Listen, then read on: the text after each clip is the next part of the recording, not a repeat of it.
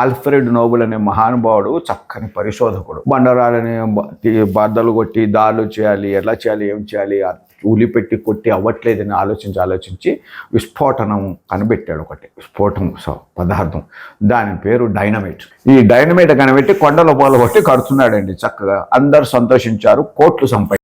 అప్పటి రోజుల్లోనే కోట్లు సంపాదించాడు డైనమైట్. అలా చేస్తుండగా దీన్ని దుర్మార్గులు ఏం చేశారు, కట్టిన ఇళ్లను కూల్చేయడానికి, ధ్వంసం చేయడానికని టెర్రరిస్టుల పద్ధతిలో వాళ్ళు వాడి దాన్ని టెర్రరిస్టులుగా వాడి దాన్ని డైనమైట్ని చేసి సర్వనాశనం, జననాశనం చేస్తుంటే ఆల్ఫ్రెడ్ నోబెల్ ఏడ్చాడు. నేను మంచికి కనిపెడితే దాన్ని నాశనానికి వాడుతున్నారా అని. చనిపోయే వరకు ఈ పాపమంతా నాదే కదా, ఇన్ని వందల మంది చనిపోతుంటే ప్రతి చావుకి కారణం నేను చంపకపోయినా, నా డైనమైటే లేకపోయి ఉంటే ఈ ఉత్పాతం జరుగుండేది కాదని బాధపడి ఆ మహానుభావుడు తన సంపద మొత్తాన్ని పెట్టి శాంతికి బహుమతిగా ఇవ్వండి అని చెప్పి ఆల్ఫ్రెడ్ నోబెల్ ఆయన పేరు, ఆయన నోబెల్ బహుమతి పురస్కారానికి పెట్టి ట్రస్ట్ పెట్టి పోయాడు పాపాన్ని కడుక్కోవడానికి.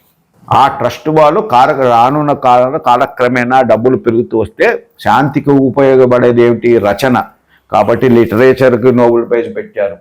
మందు అవసరం, మెడిసిన్కి పెట్టారు. కళల అవసరం, కళలకు పెట్టారు. ఇట్లా 6 ఇవ్వాలి. ఫిజిక్స్, కెమిస్ట్రీ ఇవన్నీ రీసెర్చ్కి ఉపయోగపడతాయి, మెడిసిన్కే కాబట్టి అన్నిట్లలో పెట్టారు. సాహిత్యం పెట్టారు. 7 నోబెల్ ప్రైజ్లు ఉన్నాయి. ఫస్ట్ పెట్టిన నోబెల్ పీస్ ప్రైజ్ కాబట్టి అది సపరేట్, అది ఒక్కటి ఒక దేశం ఇస్తుంది, మిగిలిన 6 వేరే దేశాలు ఇస్తాయి. నార్వే, స్వీడన్ అండ్ ఫిన్లాండ్, ఈ 3 దేశాలు. ఇక్కడ చూడండి సరదాగా, ఇందులో అందుకు నోబెల్ ప్రైజ్ ఎందుకు వేరే ట్రస్ట్ని వేరే ఇస్తారు ఎవరికి తెలియదు, ఫస్ట్ పెట్టింది అది.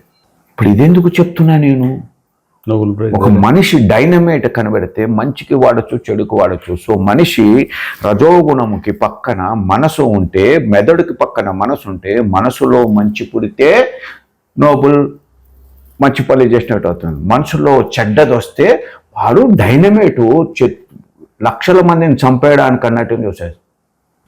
న్యూయార్క్ టవర్స్ని నిన్ను కొట్టలేకపోతే నీ పరువు తీసి కొట్టేస్తా నిన్నని న్యూయార్క్ టవర్స్ని ఎందుకు కూల్చాడు ఒసామా బిన్ లాడెన్. దేశంని మొత్తం కొట్టలేను, నీ మనసుని కొడతా, నీ పరువు తీస్తా. అమెరికా టవర్స్ కూర్చాడు, ప్రపంచానికి గుర్తు ట్విన్ టవర్స్ ఇప్పుడు లేవు, మళ్ళీ కట్టినవి డూప్లికేట్ అవుతాయి. ఒరిజినలే కూలిపోయిన కంటెంబర్ చూశాను నేను, అది ఎలా కూలిపోయినా చాలా కలిసివేసినట్టయింది.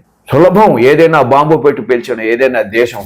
ఆ తర్వాత వాళ్ళని వెతికి అబటాబాద్లో ఒసామా బిన్ ఎలా చంపారో, ఆపరేషన్ సింధూర్లో ఎలా చంపుతాం, ఇలా విచిత్రాలు ఇంకా జరుగుతాయి ప్రపంచంలో. టెర్రరిస్టులు కొడితే వాళ్ళని కొట్టడానికి మళ్ళీ వస్తాడు. ఎక్కడ రాని హరి అంటే హరి వస్తాడు. ఏ దేశమైనా, ఏ రూపమైనా, ఏ మతమైనా ఆ భగవత్ స్వరూపం వచ్చి చంపుతుంది.